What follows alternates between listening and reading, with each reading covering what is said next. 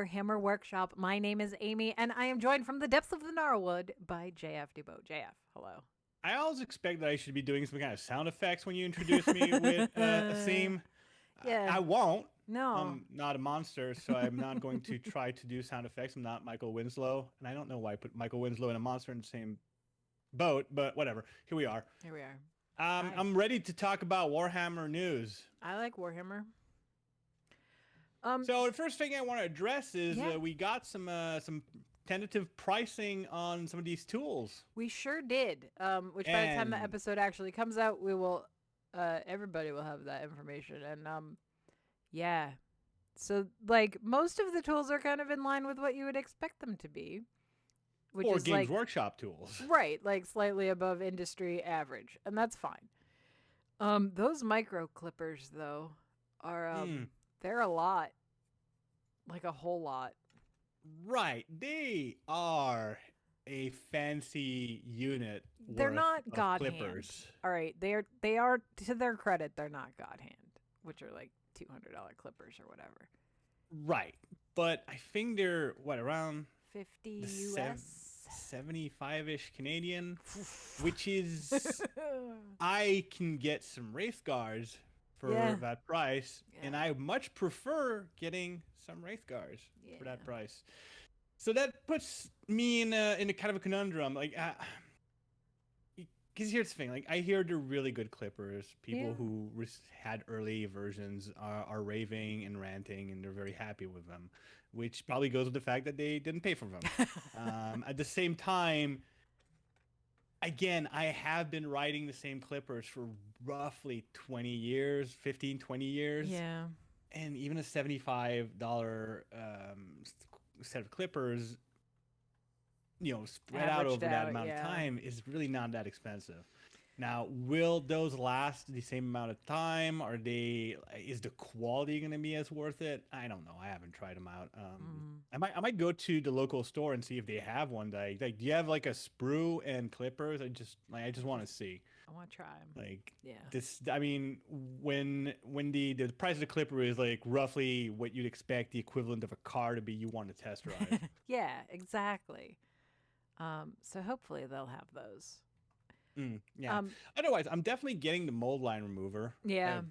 I've ranted about how much I want some of those in the past, so might as well. Yeah, I kind of want to get the upgrade one. It is really nice. Might Get that make little life notch. easier. Yeah, I like the little Yeah. notch. I Little was doing notch is something today, and I cool. was like, man, that would be super handy to have right now. Love to have a little notch. Mm. Like, couldn't go wrong. Like the clipper is fine. Like Yeah, I can wait, but yeah, mold line remover. very handy. So up for pre-order this week is the new Warhammer Underworlds Gnarlwood set. Very excited. I have very conveniently received this year's Warhammer Plus voucher just in time to pre-order my Gnarlwood box. So that's handy.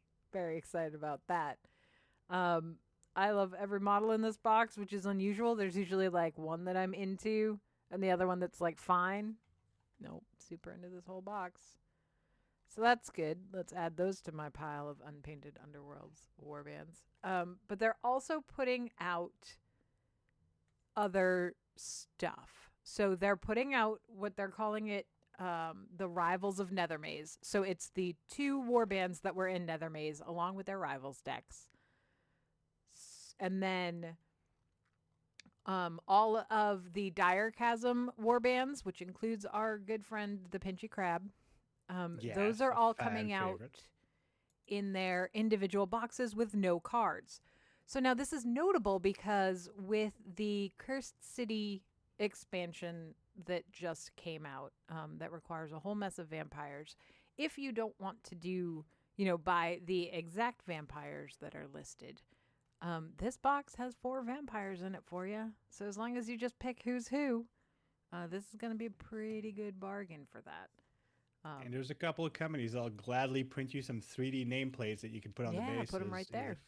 It's Yeah, also my that's the favorite. solution. Also, my favorite orc warband is going to be available in this set, and that's the one with like the witch doctor with the cool mask and stuff.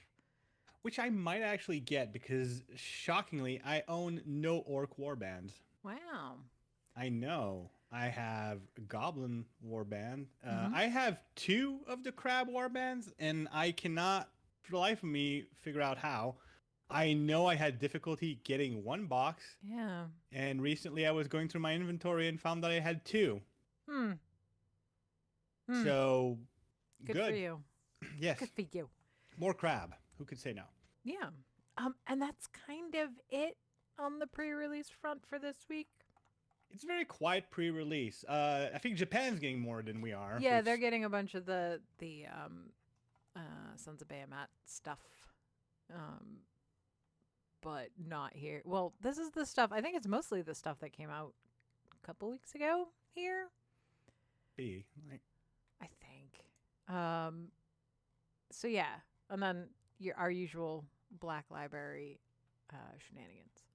But it's quiet. how It's is quiet. someone supposed to keep up with all the Black Library release, or are those some reprints with fancier covers? So I think that there is that. There's the Dark Imperium collection, which is it's limited edition, and it's a box Fancy, set, and it's it's pretty. ribbons and all of that. I think what their plan is that a lot of them, like, they have so many different sort of subgenres that they're focusing on.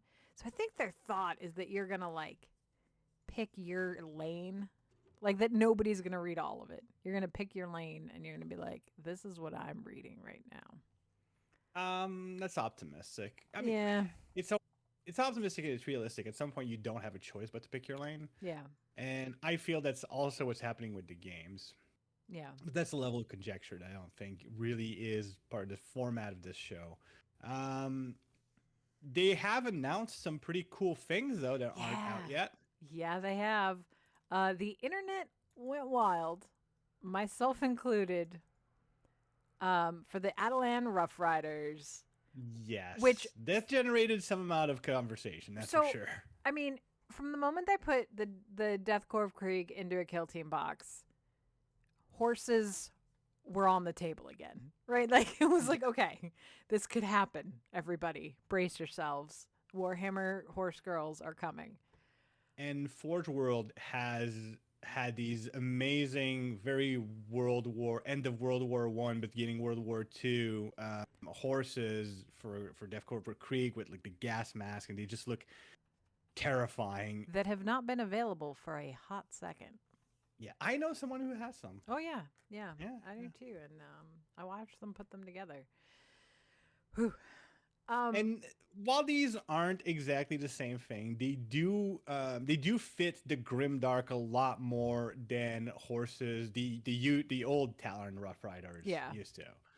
We're looking at them wearing some armor. They even have these weird eye covers, probably like the equivalent of blinders, but more suited to the 41st millennium. Yeah. And they've got these lances, one of which I don't know if I'd be using. So, here's the thing. It's I saw somebody complaining, right? And it's like, yeah, Fantasy called it, wants its horses back. Give us mechanical horses. Look, the Adeptus Mechanicus has mechanical Yes. cavalry. If you really want it, you can go convert. You're fine.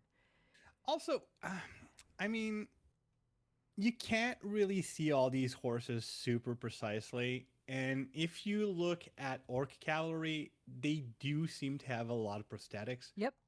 I'm not saying that we're going to see a lot of mechanical legs on these horses, but maybe one of them And I might mean, have it. So here's the thing, right? If there's one thing that can be said about the armies of the 41st millennium, they like to stick with a gimmick, right? Like, Right. like there are no wolves on Fenris, yet here we are. They're just running around with wolves and a lot of wolf pelts somehow. Yeah, I don't think those are imports. No, so there's like no reason to not have horses. Like, this is their thing. Their thing is they have horses. It doesn't matter if it makes sense or is logical or even effective. Again, and this is something that goes back to like the foundation of what Warhammer 40K is. it's grimdark, yes, but it's also an extremely high variety of grimdark and science fiction. You've got magic, you've got science, you've got an entire steampunk army that rides on freaking hovercrafts. Yep.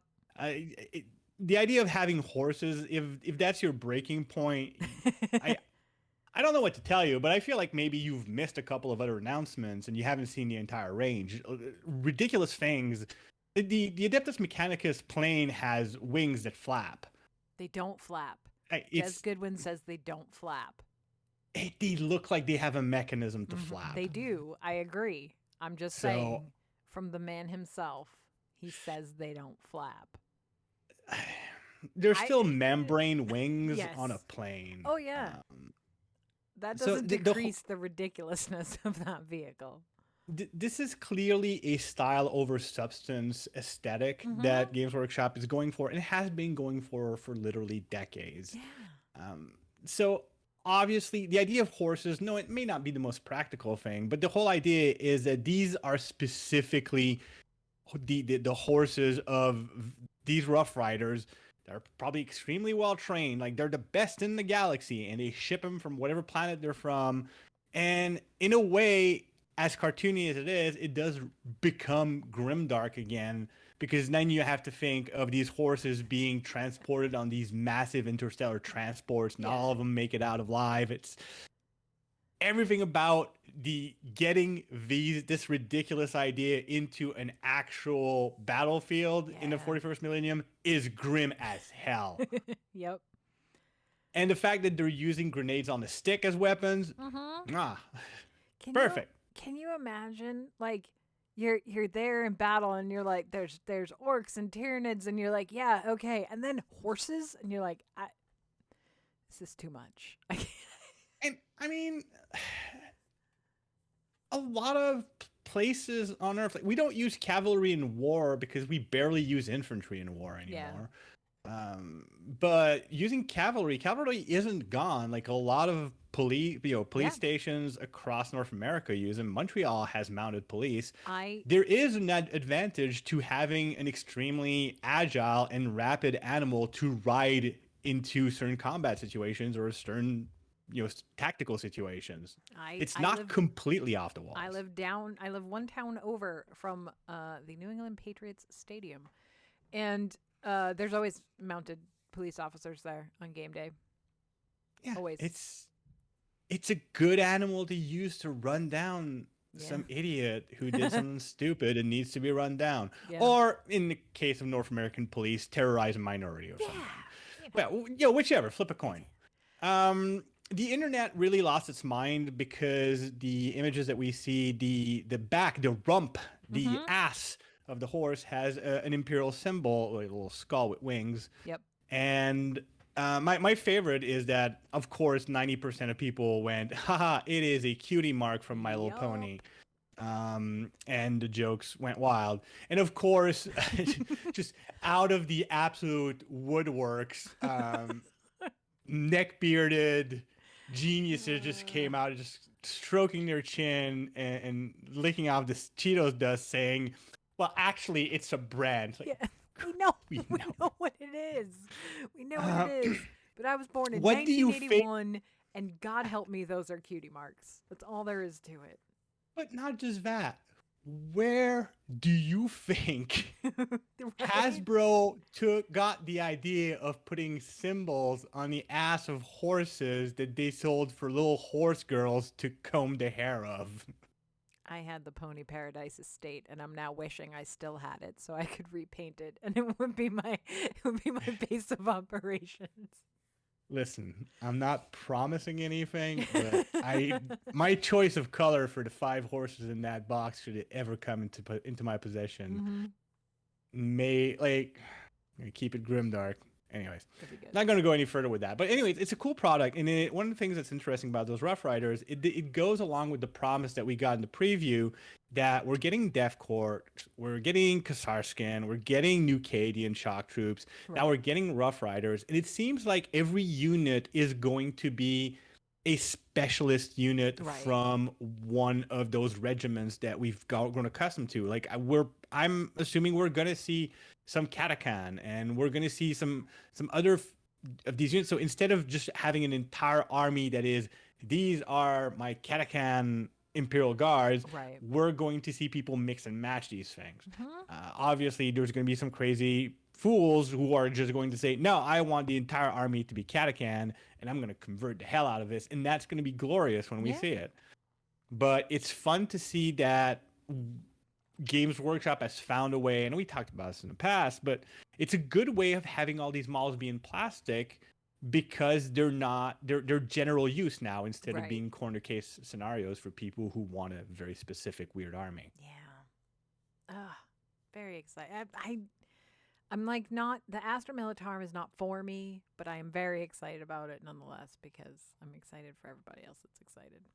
Well, because the thing is, at the end of the day, like, and we'll get to the idea of the importance of playing against people and having what other people have being cool when we talk about something else later. But the thing is, I want to go up against, like, I'm not going to collect Imperial Guards. I'm not interested in Militarum, but I'll fight them. Sure. I'll go to a tournament and try to eat all of them with my Tyranids. Mm-hmm. And if they have cool models and they have cool paint jobs, it looks so much more badass on the battlefield if we both have our cool armies. So I'm super excited because that just means I'm going to be able to face off against these things. Yeah. And lose.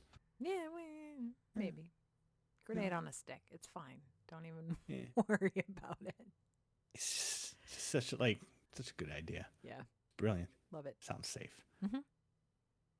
So we're also getting a another model that is exciting. This was announced today as we're recording this on Wednesday, and I like to call it the Votan Brewery, but it's actually the Ash Waste Promethium tanks. Mm-hmm. I know what I'm gonna do with it. Yeah. And it's a Votan Brewery. Right. But they're neat tanks. They are neat tanks. Do they come on the wheels, or is that a thing that you can add? I wasn't entirely sure. No. I feel that you can just buy because this is something that you can put on the trailer for the Cargo 8 Ridge Hauler. Right. Now, I don't know that there's going to be a box that's the tanks and another box that's the tanks and the trailer. I think it's just you get the trailer and they're designed so that they can fit on the tanks can fit on them. Gotcha. And when we say tanks, we don't mean like vroom vroom boom boom tanks. We mean tanks that contain liquid, like glug glug tanks. I'm sorry, I don't mean to talk to our listeners like they're 6-year-olds. It's just I'm trying to avoid confusion.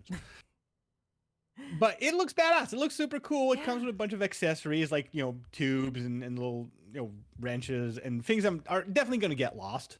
Oh, yeah. But it still looks neat. Speaking of the Pony Paradise Estate, this is every, My Little Pony brush I've ever had or pair of Barbie shoes just gone forever.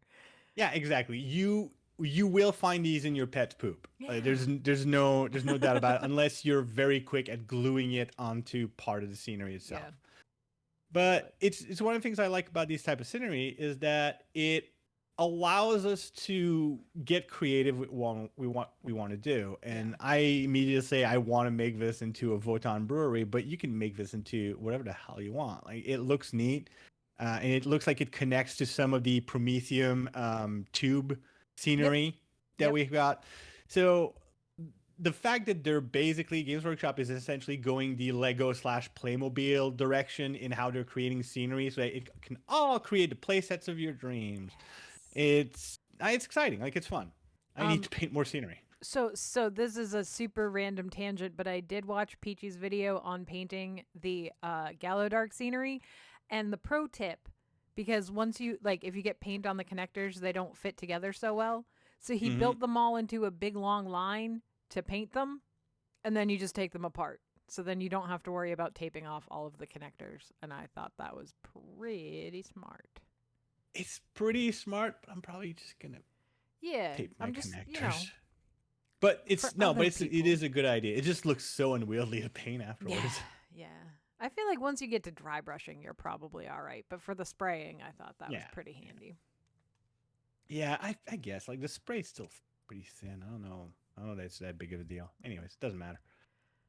Um, so yeah, this did spawn on Twitter. Necromunda Ash Wasted, which is an ideal name for an Adepticon event that I would play in.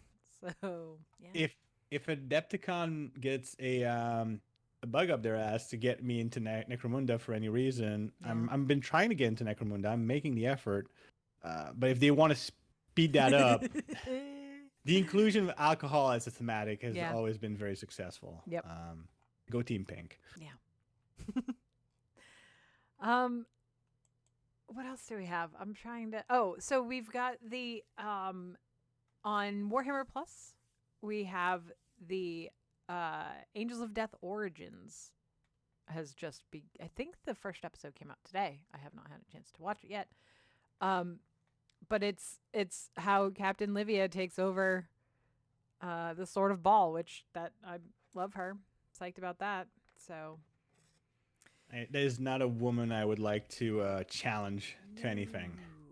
No. I was I really enjoyed Angels of Death, which was surprising to me because going into it in the beginning, I had little to no enthusiasm because I don't, Space Marine. But I loved that. Loved the whole thing. Thought it was great. the aesthetics were great. The story was interesting. The chaplain. dialogue was superb and very much Yeah. in line with what you expect from Warhammer 40K. It was surprising. Like I went in very much the same way you did, like going, Space Marines. Yeah. It's like this, Brother Lucius, we must kill the Xenos. I wasn't really looking forward to it, but it turned out to be so much more than that. It was very reminiscent of one of the better books from Black Library, which is the Death of Integrity, which is just a superb book that also I had no expectations out of. Yeah. One thing that looks interesting is one of the screenshots from Warhammer Community seems to show us. I believe that to be a Eldar or Dark Eldar fighter in space. Yeah. So, looking forward to that. Uh-huh. Oh yeah, it is a Drukhari. It's a sorry, not Dark Eldar. TM. It's a Drukhari ship, so Yeah. I'll be interesting. Very looking forward to that. Yep. Psyched. So one of the last things I want to touch on is Slapchop. Slapchop. Have you heard of it? I sure have, buddy. Only because you sent it to me. It was a thing that I'd seen spoken of, but then had never bothered to look into too hard until you sent me a video of like new and improved Slapchop, and I was like, fine. Well, because here's the thing. So Slapchop is the name given to a sort of a painting technique or painting techniques that if you're into painting, none of this is new either separately or even put together. The gist of Slapchop is very simply to base coat in black, prime in black, and then you base coat one color, do a zenithial highlight all with airbrush, or if you're brave with a rattle can, and then using dry brush to pick out your edges. And once you have that base done, you can use contrast paints to pick out the colors. Yep. What that does is that you basically wind up with a monochrome version of what you're looking for that you color using the contrast. Yep. It's a very simple, very quick, and very good looking way of getting an army to tabletop condition. Yep. This is something I had planned on experimenting with myself. And although I'm saying this like in a very diminutive, well, of course this is the way. The idea of giving it a name like Slapchop, something that we can refer to and discuss, is actually a very good idea. Branding this technique is going to help us communicate as painters amongst ourselves and with new painters. But what's interesting also, and I'm actually going to link to the video that Amy's referring to. Sure. And so that you guys can go have a look. But the idea is that this is kind of a base technique that can be also improved upon. The addition of adding highlight, adding more weathering, masking out certain places that you want to paint differently. You can changing take the this colors that you're putting underneath. Exactly, changing which colors you're using as a base. There's so much that you can do, and the more you learn, the more you know about color theory. I'm not saying that this is going to replace Golden Demon quality painting, although I wouldn't be surprised if some pieces get the slap chop treatment just as an experiment. Yeah. I've won a bronze using dry brushing for gradients, and it went well. So, but it's interesting to see that we're moving into kind of an area where we will be able to see so many more well-painted armies because we're getting to that point where we're not just getting contrast and people are angry that it's easy to paint things, but we're getting contrast and ways to use contrast that go beyond just slapping it on a base color. And it's also right because part of that is this is something that Louise from Games Workshop talks about a lot. Like, she's not an army painter. This is something that she struggles with, and she's an excellent painter. And so this is sort of like bridging that gap for people that are, that know how to paint and are good painters, but are maybe not great at painting a whole lot of models to a decent quality, which is definitely a problem I also have. So I was happy about it. It's one of those things where, because one of the things when it comes to armies and displays, individual models become irrelevant. Yeah. You're looking for an ensemble look. If you have because the problem is 300 Gretchens painted to to a 9 out of 10 will look indistinguishable from 300 Gretchens painted 10 out of 10. Yeah. Even 7 out of 10 there's no Right. difference, because you're not going to look at each and every one of those 300 Gretchens. It's the same thing when you talk about units of 20 guardsmen or Right. 30 hormigons. You always get to that point where it's fine, you can add more detail, but how useful is it in those quantities? Right. And this is where having those techniques that cut corners a little bit come in handy. Right. You put that extra time into your showcase models, your big bads, Exactly. your heroes, or even, add a little more time to your bases because that makes the whole army look better.